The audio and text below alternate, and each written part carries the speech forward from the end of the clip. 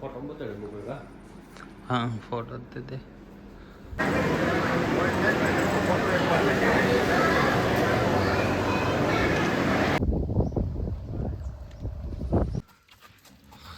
આ કેમ ને તો આપણો હોય તો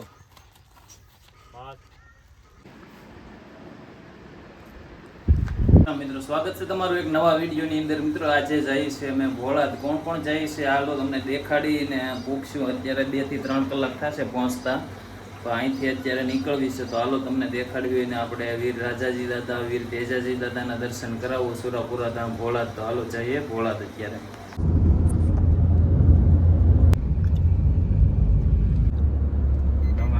જઈએ છીએ ભોળાદ. હું છે લાલભાઈ, નિલેશભાઈ, જગદીશભાઈ ને ક્યાં પૂગ્યા છે લાલભાઈ? લાલભાઈ ગલકોટડી. કાલ યુટ્યુબમાં આવશે હો લાલભાઈ. તમે હવે આ બાજુ આમ આ બાજુ એકવાર આમ ફેસ કરી નાખો એટલે કાલ પછી હું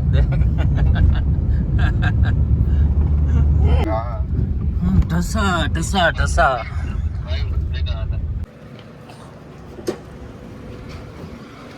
અત્યારે અમે પોગી ગયા છીએ સ્વામીના ગઢડા.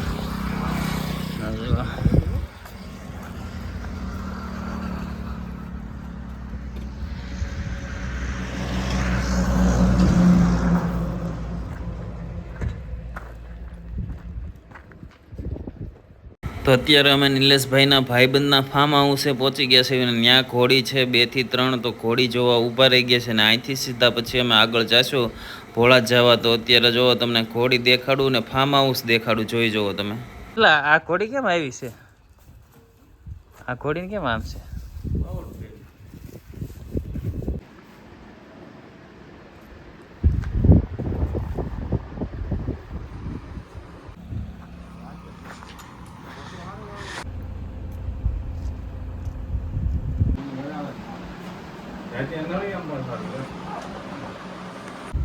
બહુ ઝાઝા આમ હીરા વાળો છે ધર્મનંદ ડાયમંડ. હા ભોળાદ જાય છે ના તડકાનું જો અત્યારે ઠંડી એસી બરોબર કામ નથી કરતું. ના પાણી નાખી દો.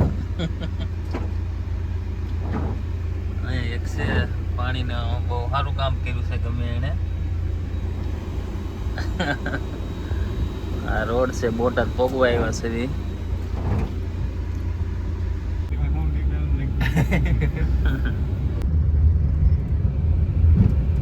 તો અત્યારે બોટાદની અંદર અમે નિલેશભાઈનો ભાઈબંધ છે ને અહીંયા જો એની હોટલ છે. અત્યારે જાય છે અહીંયા. આ એના મિત્ર છે બોટાદની અંદર.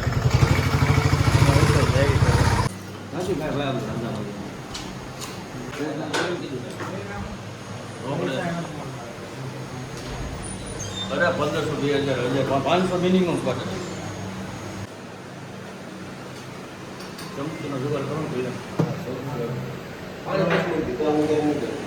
તો અમે બોટાદની અંદર નિરાતે જમી લીધું છે ને હવે પાછા આગળ જવા નીકળવી છે. હવે ક્યાં જાવી એનું ભોળાદ જવા નીકળ્યા છે, પણ કેટલી જગ્યાએ ઊભા રહેતા જાવીને જાવી એનું નક્કી નહીં. તો હાલો હવે અહીંથી જઈએ આગળ બોટાદથી. તો બોટાદથી તો અમે નીકળી ગયા. હવે અમે પહોંચી ગયા છીએ આપણે સાળંગપુર હનુમાનજીના મંદિર આગળ એક ગામ છે. ત્યાં પણ નિલેશભાઈના ભાઈબંધ છે. તો ત્યાં પણ એટલી ઘોડી છે તમે આપણે જોઈ ન હોય એટલી 10-12 ઘોડી છે. તો ત્યાં જોવા ઊભા રહી ગયા છે. તો ખાસ કરીને વિડીયો શેર કરજો અને ઘોડીના જે શોખીન હોય ને એ કમેન્ટ કરજો કે આમાં જે ઘોડી તમને દેખાડું છું ને એ કેવી લાગી. તો કમેન્ટ કરવાનું ખાસ કરીને ના ભૂલતા. આ કેમ ને પટવારીનો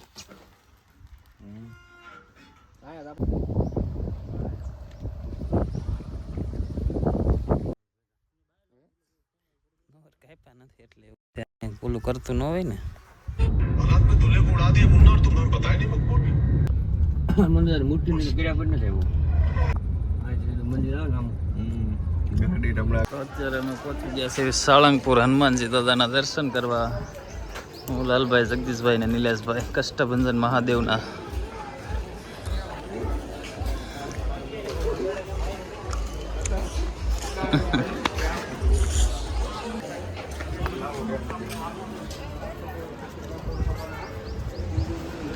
તો અત્યારે આપણે આવી ગયા છીએ કષ્ટભંજન મહાદેવ સાળંગપુર હનુમાનજી દાદાના દર્શન કરવાને. જો અત્યારે પહોંચી ગયા છીએ. મંદિર ખુલ્લું હોય કે નથી ખુલ્લું ખબર નથી.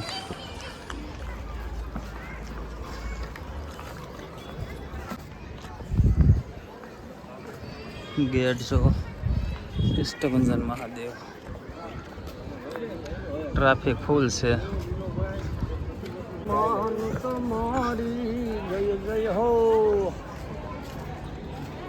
માણસો જો અત્યારે દર્શન કરવા માટે ઘણા લોકો છે.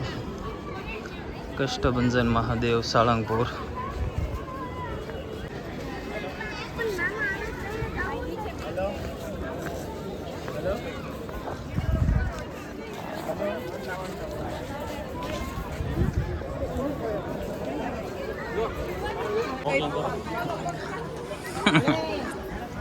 અંદર મોબાઈલ તો નહીં લેવા દે. અહીંયા તો ઉતારી લો તમારે બધાના.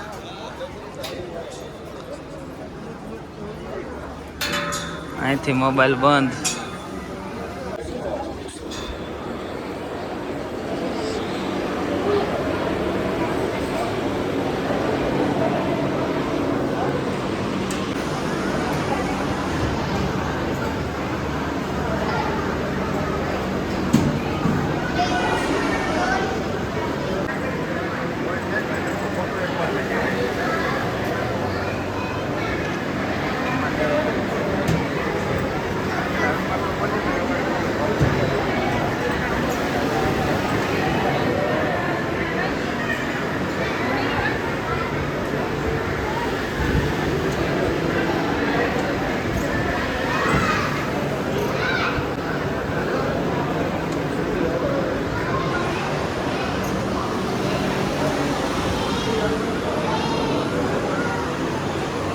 પાણી નહીં તેલ કે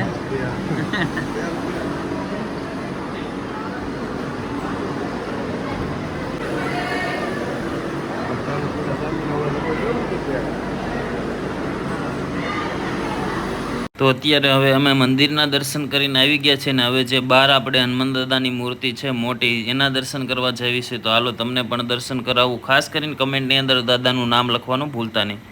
તો આ છે કષ્ટભંજન મહાદેવ સાળંગપુર હનુમાન દાદાની મૂર્તિ જે બહાર છે. જે આનો વિવાદ ભાઈ બધા લોકોને ખબર છે. બહુ જ આપણે વિડીયો ફેસબુકની અંદર બનાવીને મૂક્યા છે. તો હાલો ત્યાં પાસે જઈને પહેલી વાર જાઉં છું હું દર્શન કરવા. અહીંયા હું પણ એકેય વાર નથી આવ્યો. જે આ મૂર્તિ છે એની આગળ ક્યારેય દર્શન નથી કર્યા. તો હાલો તમને પણ કરાવવું ને ખાસ કરીને કમેન્ટની અંદર દાદાનું નામ લખવાનું ભૂલતા નહીં. તો દેખાય છે મૂર્તિ પાછળ હનુમાન દાદાનું મંદિર.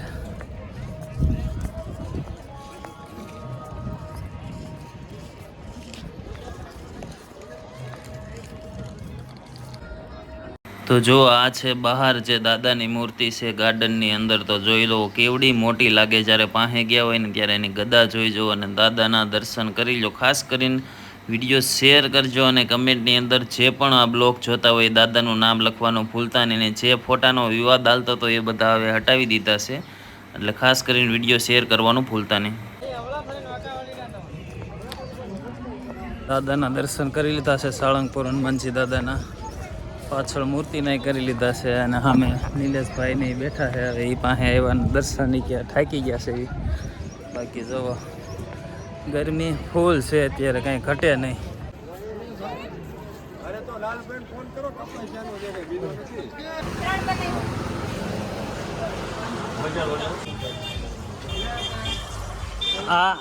આનું શું છે? 10 આપી દો. 5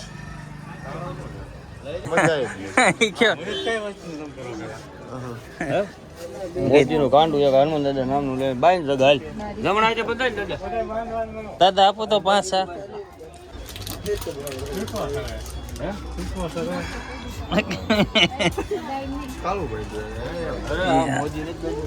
ઈ તો હાલે. હવે તમે ફરી પાછા એક નવી જગ્યાએ નિલેશભાઈના ભાઈબંધના ફાર્મ હાઉસે પહોંચી ગયા છે. જુઓ એક બાજુ થિયેટર બને છે ને એક બાજુ ફાર્મ હાઉસ બને છે. ને હવે જઈએ એના ઘરે.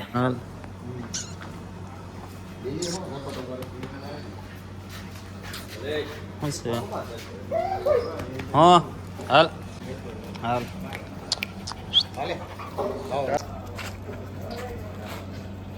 તો જો આ કોઈ હોટલ નથી, આ એક નિલેશભાઈના ફ્રેન્ડનું ઘર છે. અને તમે જુઓ એક પણ વસ્તુ એવી નહીં હોય જે યુનિક નહીં હોય, જે આપણે રાજા મહારાજના જે મહેલોની અંદર હોય એવી જ તમને બધી વસ્તુ જોવા મળશે. તો જેવો કેવી રીતની ઓફિસ બનાવી છે આપણે જોતા રહી જાઓ, એવો નિલેશભાઈના ફ્રેન્ડનું આ ઘર છે. અને અમને તો અહીંયા એવું લાગ્યું કે કોઈ આપણે રાજસ્થાનની અંદર કોઈ મહેલના કોઈ જૂનવાણી આપણે રાજાશાહીના ઓલામાં આવી ગયા હોય ને એવું લાગ્યું એમ.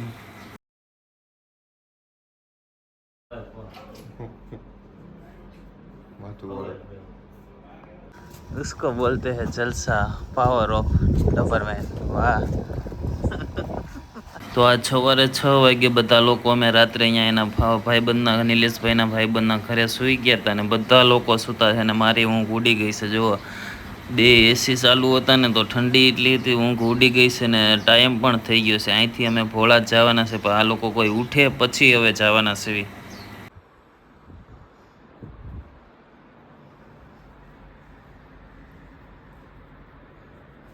તો સવારે ઉઠ્યા હતા, ચા પાણી નાસ્તો આવી ગયો છે. તો અમે બધા ચા પાણી નાસ્તો ખાવા બેસી ગયા છે.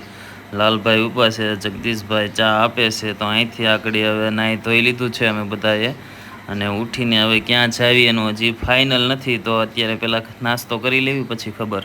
ચા તો થોડીક વાર પહેલાં પી લીધી હતી, પણ હવે જો નાસ્તો આવી ગયો છે તો નાસ્તો કરી લેવી અને પછી હવે અહીંથી અમે નીકળવી છીએ. તો જુઓ જ્યાં રાત રોકાણા હતા એના ઘરની એક બહારની તમે ઝલક જોઈ જુઓ, કેવું સરસ મજાનું લાગે છે. બહુ જ સરસ મજાનું બનાવેલું છે.